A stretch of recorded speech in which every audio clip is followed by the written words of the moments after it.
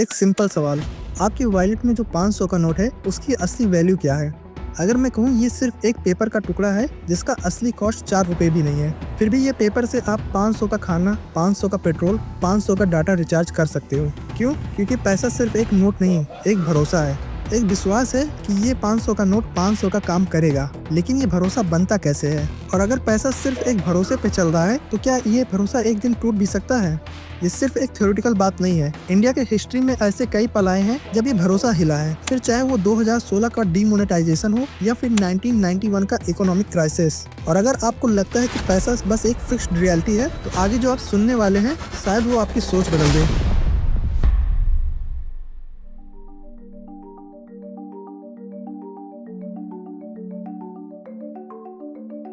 पैसा हमेशा से नहीं था। एक समय था जब लोग बीज के बदले कपड़े लेते थे और दूध के बदले अनाज। फिर आया कौड़ी सेल्स, जिसे कौड़ी भी बोलते थे। एक टाइम पर यह इंडिया की सबसे वैल्यूएबल करेंसी थी।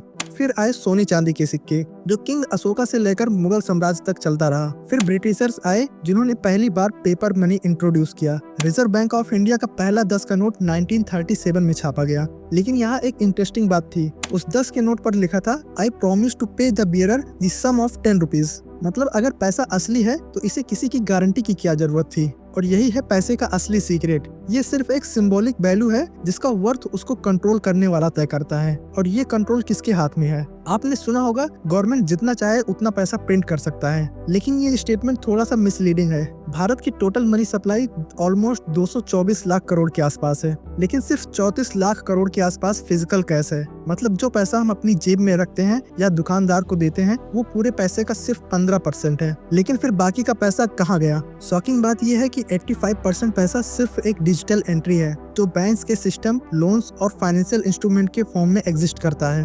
आप जो भी यूपीआई या नेट बैंकिंग से ट्रांजैक्शन करते हो वो असल में कभी फिजिकल कैश में कन्वर्ट ही नहीं होता। तो अब सवाल है कि ये पैसा आता कहाँ से है? अगर आरबीआई हर 100 का नोट नहीं छाप रहा है तो ये नया 100 रुपए मार्केट में आ कहाँ से रहा है? जवाब छिपा है एक सिस्टम के अंदर जो आम इंसान को नहीं दिखता, फ्रैक्शनल रिजर्व बैंकिंग। और ये सिस्टम दुनिया का सबसे बड़ा फाइनेंशियल इल्यूजन है। चलो एक रियल लाइफ एग्जांपल लेते हैं। अगर आप एक स्मॉल बिजनेस ओनर हो और आपको 10 लाख रुपए का लोन चाहिए तो आप बैंक के पास जाते हो और बैंक आपका लोन अप्रूव कर देता है। मगर बैंक के पास 10 लाख रुपए था भी या नहीं? अब आप सोच रहे होंगे कि बैंक किसी और के डिपॉजिट का पैसा आपको लोन दे रहा है, लेकिन ऐसा नहीं है। बैंक्स एक्चुअली ये नया पैसा खुद क्रिएट करते हैं। जब भी कोई लोन दिया जाता है वो बैंक के सिस्टम में एक नया एंट्री बन जाता है। मतलब नया पैसा, एक ऐसा पैसा जो अभी तक एग्जिस्ट नहीं करता था। तो अगर बैंक्स नए पैसे क्रिएट कर सकते हैं तो क्या इसका मतलब है कि इकोनॉमी हमेशा ग्रो करेगी या फिर ये नए पैसे से महंगाई और भी ज्यादा बढ़ जाएगी? इसका जवाब छिपा है इन्फ्लेशन में। 2010 में आप जो 100 रुपए में ग्रोसरीज लाते थे आज वो 200 में भी नहीं आता। 20 साल पहले जो फ्लैट्स 20 लाख में मिलते थे आज वो 1 करोड़ तक पहुंच गया है। क्यों? क्योंकि मार्केट में पैसा बढ़ गया है लेकिन सामान बनने की स्पीड उतनी नहीं बढ़ी। तो अगर पैसा सिर्फ एक नंबर है और बैंक्स नए पैसे बना सकते हैं तो क्या एक दिन हम सब करोड़ों रुपए कमा रहे होंगे? और अगर कमा रहे होंगे तो एक समोसा भी 500 का मिलेगा। ये सिर्फ एक थ्योरी नहीं है। वेनेजुएला, जिम्बाब्वे, जर्मनी, इन तीनों कंट्रीज ने ये शौक देख चुके हैं। एक दिन 100 रुपए की ब्रेड 10 लाख की हो गई थी। तो क्या भारत भी एक दिन वैसा बन सकता है? इसका जवाब छुपा है एक इंस्टीट्यूशन में जो ये पैसा कंट्रोल करता है, रिजर्व बैंक ऑफ इंडिया। और यहाँ से शुरू होता है पैसे का असली खेल।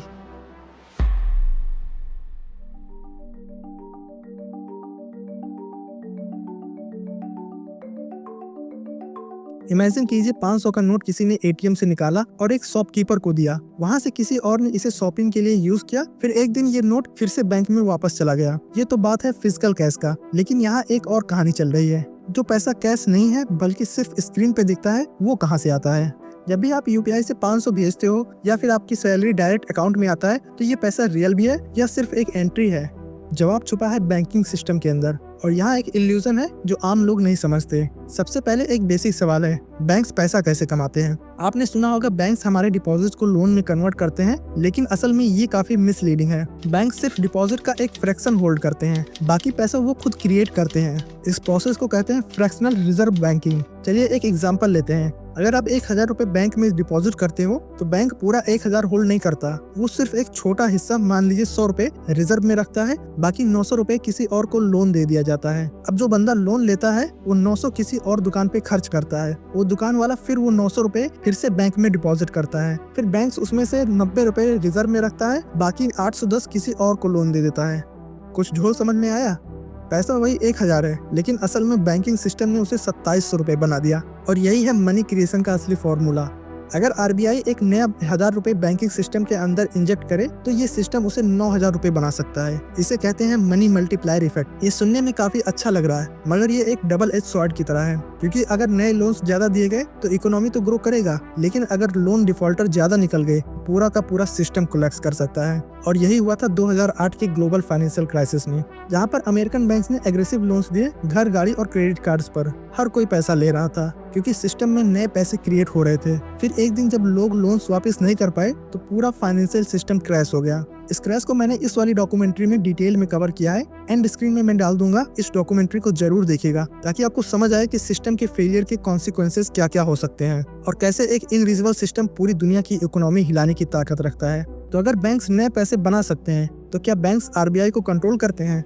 जवाब है नहीं, क्योंकि ये एक इंस्टीट्यूशन है जो पैसों का गेट कीपर है। आरबीआई एक फाइनेंशियल रेगुलेटर है जो इकोनॉमी को ओवरहीट होने से बचाता है और ये इंश्योर करता है पैसा सही जगह सर्कुलेट हो। और ये काम करने के लिए आरबीआई के पास कुछ पावरफुल टूल्स हैं, जैसे कि रेपो रेट, सीआरआर और एसएलआर। पहले समझते हैं रेपो रेट, जिसे कुछ लोग इंटरेस्ट रेट भी बोलते हैं। मान लीजिए मार्केट में रिसेशन आ रहा है, लोग खरीदारी कम कर रहे हैं, बिजनेसेस स्लो डाउन हो रहे हैं, तब आरबीआई रेपो रेट कम कर देता है। इसका मतलब बैंक्स को आरबीआई सस्ते में लोन्स दे रहा है और फिर बैंक्स कंज्यूमर्स को भी सस्ते में लोन्स देना शुरू कर देते हैं। इसका रिजल्ट ये होता है कि लोग लोन्स लेकर घर, गाड़ी, बिजनेसेस में इन्वेस्ट करते हैं और फिर इकोनॉमी वापस से बूस्ट होने लगती है। लेकिन अगर मार्केट इन्फ्लेशन से ओवरहीट हो रहा हो तो आरबीआई रेपो रेट बढ़ा देता है, लोन्स महंगे हो जाते हैं और डिमांड कम हो जाती है। दूसरा टूल है सीआरआर, कैश रिजर्व रेशियो। अगर आरबीआई चाहता है कि बैंक्स कम लोन्स दें तो वो सीआरआर बढ़ा देता है, मतलब बैंक्स को ज्यादा पैसा रिजर्व रखना पड़ेगा। जैसे मैंने आपको भी एक एग्जांपल दिया था कि 1000 रुपए अगर कोई डिपॉजिट करता है तो उसमें से 100 रुपए बैंक रिजर्व रख लेता है। तो अगर आरबीआई सीआरआर बढ़ा देगा तो उसमें से 100 रुपए के बजाय हो सकता है बैंक को 200 या 300 रुपए रिजर्व में रखना पड़े। और इसका रिजल्ट ये होता है कि फिर कम पैसा लोन के फॉर्म में जाने लगता है।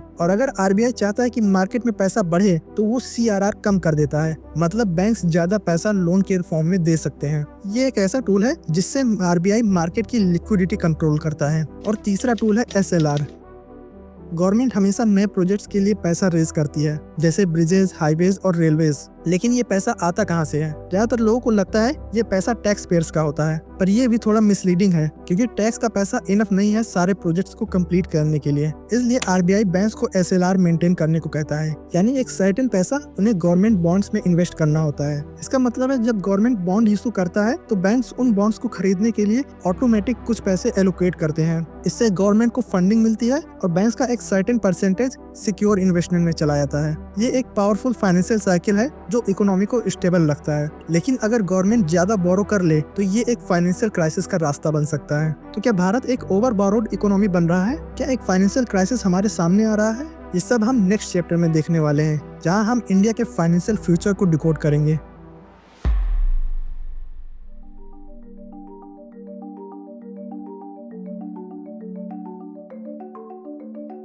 आज भारत एक फाइनेंशियल सुपर पावर बनने की रेस में है। जीडीपी ग्रोथ एवरेज है, डेब्ट भी रैपिडली बढ़ रहा है, डिजिटल इकोनॉमी फास्ट ग्रो कर रहा है, लेकिन उसके साथ नए फाइनेंशियल रिस्क भी आ रहे हैं। तो सवाल ये है कि क्या इंडिया ग्रो करेगा, और सवाल ये भी है कि क्या ये ग्रोथ सस्टेनेबल है।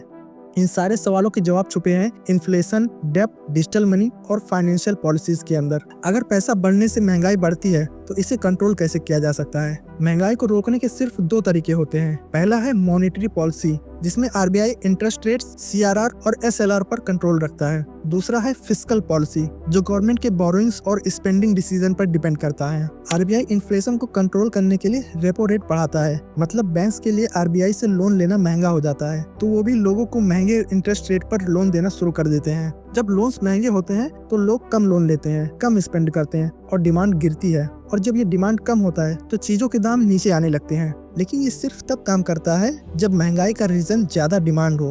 अगर प्रॉब्लम सप्लाई की हो, जैसे पेट्रोल या दाल की सप्लाई कम हो गई हो, तो इस पॉलिसी का कोई फायदा नहीं होगा। लोग वैसे भी उन चीजों के लिए स्ट्रगल कर रहे होंगे जो उनके लिए जरूरी है, फिर चाहे रेपो रेट कितना भी बढ़ जाए। सोचिए अगर पेट्रोल या दाल महंगा हो रहा है और आपकी सैलरी वहीं की वहीं है तो रेपो रेट बढ़ने से क्या होगा? आपकी ईएमआई तो बढ़ जाएगी लेकिन महंगाई कम नहीं होगा। इसका सिर्फ एक ही सोल्यूशन है, इंडिया को अपनी प्रोडक्शन कैपेसिटी बढ़ानी होगी और एनर्जी डिपेंडेंस घटानी होगी। और ये तभी पॉसिबल है जब गवर्नमेंट इंफ्रा डेवलपमेंट और सेल्फ सफिशिएंसी पर फोकस करेगा। और ये चीज डायरेक्टली गवर्नमेंट डेब्ट से जुड़ी है और ये कैसे काम करता है ये समझना जरूरी है। भारत का डेब्ट टू जीडीपी रेशियो 81% है। क्या ये एक सस्टेनेबल है?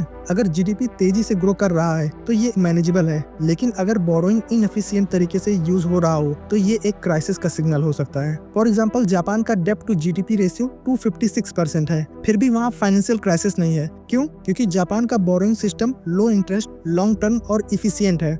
इंडिया में प्रॉब्लम ये है कि बोरोड मनी काफी इनएफिशिएंटली यूज होता है। लार्ज प्रोजेक्ट्स में करप्शन और डिलेज कॉमन है। ऊपर से बैड लोन्स और डिफॉल्टर्स भी सिस्टम को वीक कर देता है। लेकिन इसका सबसे बड़ा इम्पैक्ट क्या हो सकता है? क्या भारत एक फाइनेंशियल क्राइसिस की तरफ जा रहा है? अगर हम 2008 के फाइनेंशियल क्राइसिस को देखें तो एक चीज तो क्लियर थी, एक्सेसिव बोरोइंग और बैड लोन्स क्रैश का सबसे बड़ा रीजन था। इंडिया में अभी तक तो फाइनेंशियल कोलैप्स का रिस्क नहीं है क्योंकि आरबीआई का रेगुलेशन काफी स्ट्रांग है। लेकिन अगर गवर्नमेंट बोरोइंग इनएफिशिएंटली यूज होता रहा और बैंक्स लोन्स देते रहे तो एक फिस्कल क्राइसिस हो सकता है जिसमें टैक्स पेयर्स का पैसा डेब्ट पेमेंट्स और बेल आउट्स में चला जाएगा। तो क्राइसिस अवॉइड करने के लिए एक ही तरीका है, ट्रांसपेरेंट पॉलिसीज और फाइनेंशियल डिसिप्लिन। लेकिन ये भी सच है कि ट्रेडिशनल बैंकिंग के साथ नए पैसे का दौर शुरू हो रहा है, डिजिटल मनी। क्या एक दिन कैश पूरी तरह खत्म हो जाएगा? तो इसका जवाब है नहीं। कैश हमेशा एग्जिस्ट करेगा लेकिन उसका रोल धीरे धीरे कम होता जाएगा। इंडिया में हर महीने 14 लाख करोड़ का ट्रांजैक्शन सिर्फ यूपीआई पर हो रहा है। ये कैश से भी फास्ट और कन्वीनियंट है।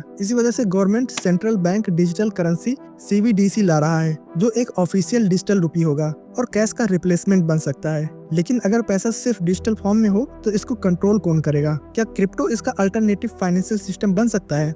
आंसर है यस, लेकिन इंडिया में अभी तक क्रिप्टो लीगल टेंडर में नहीं आया है। बिटकॉइन जैसे डिसेंट्रलाइज्ड एसेट्स एक ऐसे मनी सिस्टम का विजन रखते हैं जो ट्रस्टलेस हो, जिसमें किसी भी गवर्नमेंट या बैंक का कंट्रोल ना हो। यही वजह है कि आरबीआई सीबीडीसी लॉन्च कर रहा है, एक गवर्नमेंट पावर्ड डिजिटल करेंसी जो क्रिप्टो का एक सेफर अल्टरनेटिव हो सकता है। लेकिन अगर क्रिप्टो एक पावरफुल अल्टरनेटिव बन गया तो क्या लोग बैंक्स और आरबीआई का सिस्टम छोड़ देंगे? ये आने वाले टाइम का सबसे बड़ा फाइनेंशियल डिबेट होगा। अगले 10 साल में इंडिया का फाइनेंशियल सिस्टम किस डायरेक्शन में जाएगा? ये 3 सिनेरियोज हो सकते हैं। पहला सिनेरियो है ट्रेडिशनल बैंकिंग सिस्टम का डोमिनेंस। आरबीआई और बैंक्स का कंट्रोल बना रहेगा। धीरे धीरे सीबीडीसी कैश को रिप्लेस करेगा, ट्रांजैक्शन और ज्यादा ट्रैकेबल हो जाएगा, फाइनेंशियल रेगुलेशंस और ज्यादा स्ट्रिक्ट हो जाएंगे। दूसरा सिनेरियो है हाइब्रिड फाइनेंशियल मॉडल। यहाँ एक बैलेंस सिस्टम डेवलप होगा जिसमें सीबीडीसी और private crypto currencies parallelly exist करेंगे। गवर्नमेंट और डिसेंट्रलाइज्ड फाइनेंस एक को एग्जिस्टेंस क्रिएट करेगा जहाँ दोनों के बेनिफिट्स मिल सकें। और तीसरा सिनेरियो है कंप्लीट डिसेंट्रलाइजेशन। अगर लोग पूरी तरह से क्रिप्टो और डिसेंट्रलाइज्ड फाइनेंस सिस्टम को अडॉप्ट कर लें तो बैंक्स और आरबीआई का रोल ड्रास्टिकली कम हो जाएगा। लेकिन ये सिनेरियो काफी अनरियलिस्टिक लगता है।